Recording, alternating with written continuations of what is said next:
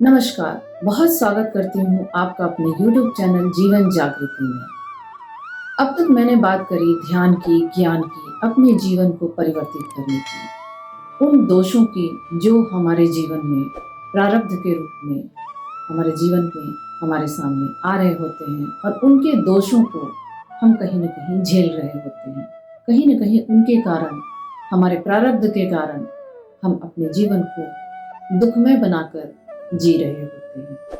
हर किसी का एक सपना होता है, उसका जीवन सुखमय हो, आनंदमय हो और अपने जीवन में हर सुख को वो प्राप्त करे, चाहे वो धन से रिलेटेड हो, चाहे वो उसके वंश से रिलेटेड हो, चाहे रिश्तों से रिलेटेड हो। हर कोई अपने जीवन में सुख ही चाहता है, दुख कोई भी अपनाना नहीं चाहता। लेकिन जितना हम उपाय करते हैं, जितने सुखों की हम बात करते हैं, हम कहीं न कहीं अपने आप को दुख की ओर ले जाते हैं, क्योंकि हम दुख नहीं झेलना चाहते हैं। और ये सोच करके ही हम इतना ज़्यादा अपने आप को उसके प्रति आकर्षित कर लेते हैं कि कहीं न कहीं हम महसूस करते हैं कि हम दुखी हैं।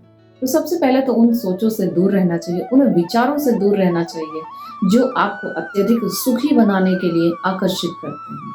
कभी भी आप अपने जीवन को सुखी बनाने के लिए आप अपने जीवन में उपाय ना करें, हमेशा सफल बनाने के लिए उपाय करें।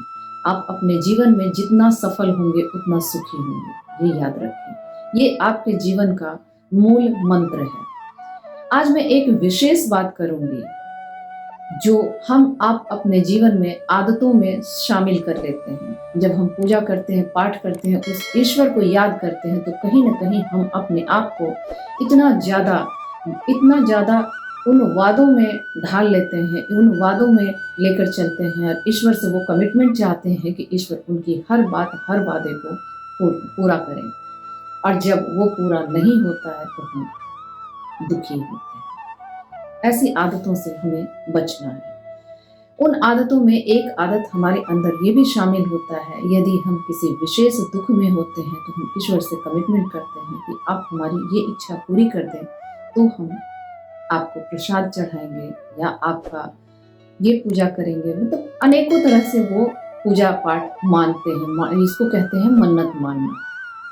और कई बार हम देखते हैं बहुत सारे लोग ऐसा करते हैं कि वो मन्नत तो मान लेते हैं, लेकिन जब उनकी इच्छा पूर्ण हो जाती है तो उन मन्नतों को वो भूल जाते हैं, वो पूरा करना भूल जाते हैं, जो हमारे जीवन को बहुत अधिक दोषों से ग्रसित करते हैं। हमारा जीवन दोषमय हो जाता है और हम कहीं न कहीं उनके कारण हमारी मानसिक अवस्था ऐसी होती चली जाती है कि हम दुख को प्राप्त करते हैं। ऐसी चीज़ों से बचना चाहिए। एक तो आपको इस तरह के कमिटमेंट्स नहीं करने चाहिए, क्योंकि ईश्वर हमेशा आपके साथ है।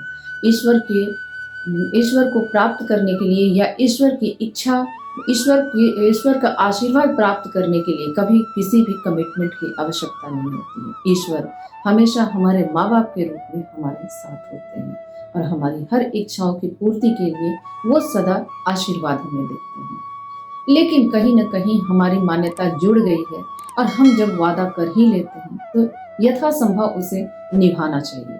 यदि किसी कारणवश आप नहीं निभा पाते हैं और बाद में आपको याद आता है कि अरे मैंने ऐसा कमिटमेंट किया लेकिन हमने पूरा नहीं किया, तो उसके दुष्परिणाम क्या हमें भोगने होंगे या उसके कारण हमारा जीवन दुखमय होगा।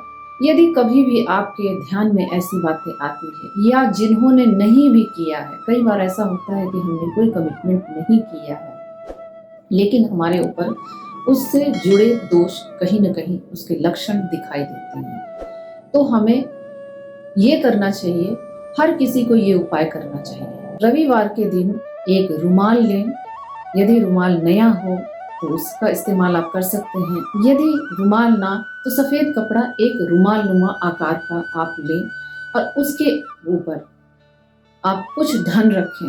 वो 10 रुपये भी हो सकते हैं, 11 रुपये भी हो सकते हैं, 100 रुपये भी हो सकते हैं, वो 500 रुपये भी हो सकते हैं। ऐसा आप प्रत्येक उसी रुमाल में प्रत्येक रविवार को कुछ पैसे निकालें और ये कहकर निकालें कि जो भी मेरे से भूल हुई है, भूलवश मैंने जो कमिटमेंट किया है, जो वादे किए थे, जो पूजा करने के हमने कमिटमेंट किए थे, वो मेरे से यदि पूरा नहीं हुआ है किसी कारणवश, तो उसके लिए मैं क्षमा मांगती हूँ या क्षमा मांगता हूँ। ये स्त्री और पुरुष कोई भी कर सकते हैं जिन्हें ये लगता है कि वो कहीं न कहीं मन्नत मान के और उनकी पूर्ति नहीं किए हैं। ऐसा वो भी कर सकते हैं जिनको जिनको याद नहीं है कि उन्होंने कभी ऐसी कोई मन्नत मानी है, वो भी कर सकते हैं। इसका फ़ायदा हर कोई उठा सकता है। तो रुमाल में आपको कुछ पैसे रखने हैं। ऐसा हर रविवार करना है। कम से कम 41 रविवार को ज़रूर करना है। 41 रविवार पूर्ति होने के बाद उसमें जो भी पैसे आपके जमा हुए हैं, आपने जितना भी धन रखा है, वो आप अपने योग्यता, अपने अपनी उपस्थिति के अनुसार, आपके पास धन की कैसी उपस्थिति है उसके अनुसार भी आप पैसे रख सकते हैं। आप 1 रुपए भी निकाल सकते हैं। इसका कोई पैमाना नहीं है कि आपको इतने पैसे ही निकालने हैं। मतलब कहीं न कहीं आप एक कमिटमेंट पूरा करने के लिए आप ये कार्य कर रहे हैं। तो कमिटमेंट हर रविवार को आप पूरा करेंगे। उसमें आप धन रखेंगे और उसकी एक पोटली बना लेंगे। पोटली बना करके उसका गुप्त दान करें। गुप्त दान मंदिर में भी किया जा सकता है, यानी बिना किसी को बताए वो धन ले जाकर, बिना काउंट किए, उसको उसकी गिनती ना करें। हमारा मन ऐसा होता है, हम इंसानों की एक ऐसी फितरत होती है, या आज के युग के मनुष्यों की ये फितरत है कि वो अपने द्वारा किए गए दान को अवश्य याद रखते हैं और उसे बार बार अपने अंदर ही रिपीट करते हैं कि मैंने ये कर्म किए, ऐसे किए, ये दान किए, वो दान किए। ये हमें अपने अंदर डेवलप नहीं होने देना है।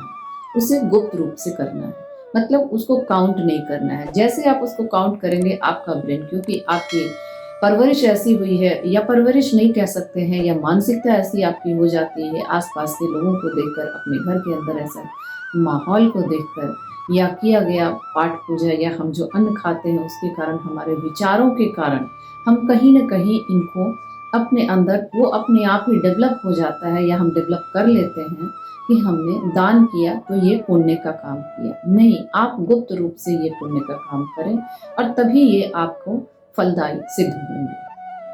तो हमें उस धन को या तो मंदिर में गुप्त दान चुपचाप जा करके दान पात्र में डाल देना है, या ऐसे व्यक्ति को जो आपके जानने वाले हों और जो बहुत ज़रूरतमंद हों, जिनका भोजन जुटाना भी मुश्किल हो रहा होगा बड़ी मुश्किल से, वो आपके जानने वाले भी हो सकते हैं, या वो आपकी काम वाली भी हो सकती हैं, या आपके यहाँ करने वाले काम जो वर्कर होते हैं वो भी हो सकते हैं।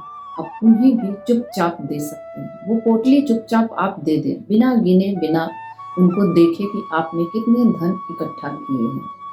वो आप देकर और भूल जाएं।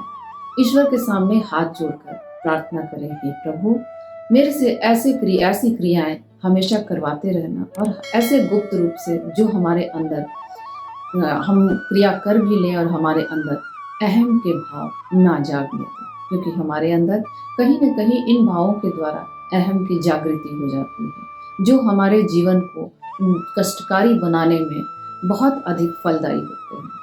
हमें ऐसे विचारों से बच के रहना चाहिए। एक बात हमेशा याद रखें, कभी भी एक मनुष्य का दूसरे मनुष्य से विचार नहीं मिल सकते हैं। हमारे और आपके विचार अलग अलग हो सकते हैं। हमारे अनुभव के आधार पे हमारे और आपके विचार बिल्कुल भिन्न होंगे। इसलिए कभी भी अपने आप को किसी के लिए कंपेयर नहीं करें। मतलब यानी आप दान कर रहे हैं, मेरे कहने का ये मतलब कि आप जब दान कर रहे हैं, दूसरे अगर आपको सुनाते हैं कि मैंने तो ये किया, मैंने तो वो किया, तो आपके अंदर कभी भी हीन भावना नहीं आनी चाहिए कि उन्होंने बहुत ज़्यादा दान किया है और मैंने कम किया है। उसके कारण अपने अंदर जो एक नकारात्मक विचार का जो जन्म होता है, उससे बचें।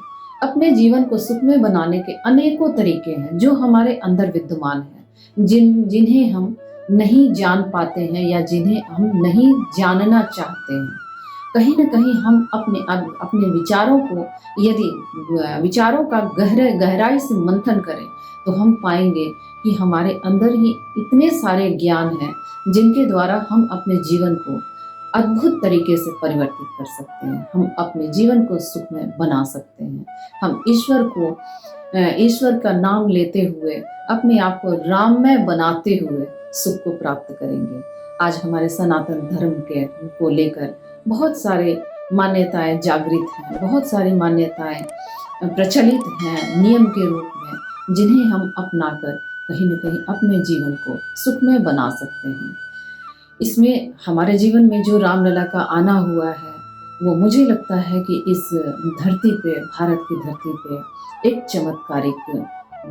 चमत्कारिक हर किसी के अंदर में चमत्कार का जन्म हुआ है। वो चमत्कारिक तरीके से अपने आप को, अपने जीवन को प्राप्त कर सकता है, अपने जीवन में आनंद को प्राप्त कर सकता है चमत्कारिक तरीके से। भगवान राम आपके जीवन को बहुत सुखमय बनाए। आपके भारत के धरती पे रामलला का आना एक बहुत बड़ा परिवर्तन है, जो हम आप बखूबी महसूस कर रहे हैं कि हमारी धरती पे भगवान राम आ गए हैं और अब हमारा जीवन सुखमय होगा ही। सिर्फ अपने विचारों को बदलने की ज़रूरत है, अपने जीवन को थोड़ा सा परिवर्तित करने की ज़रूरत है, अपनी आदतों को, अपने विचारों में थोड़ी सी परिवर्तन लाने की आवश्यकता है, जो हमारे जीवन को अत्यधिक सुखमय और आनंदमय बना देगा। अपने जीवन को आनंदमय बनाने के लिए प्रभु राम का गुणगान करें। प्रभु राम आपके अंदर ही विराजमान है। जरूरी नहीं कि आप अयोध्या जाकर के ही वहाँ हाजिरी लगाएं। आप प्रतिदिन अपने अंदर अपने राम को, अपने प्रभु राम को की जो छवि है, जो ऐसी मोहिनी छवि है, उसको अपने अंदर बसा लें और हर रोज आप उनकी पाठ पूजा नियमबद्ध तरीके से करते रहें। आप देखिए आपके जीवन में कैसे परिवर्तन आता है। और जो मैंने आपको बताया कि जो कमिटमेंट आप करके भूल जाते हैं, उनके लिए ये जो उपाय बताए हैं, उन उपायों को करें और अपने जीवन को सुखमय और सुदृढ़ बनाएं। Thank you so much.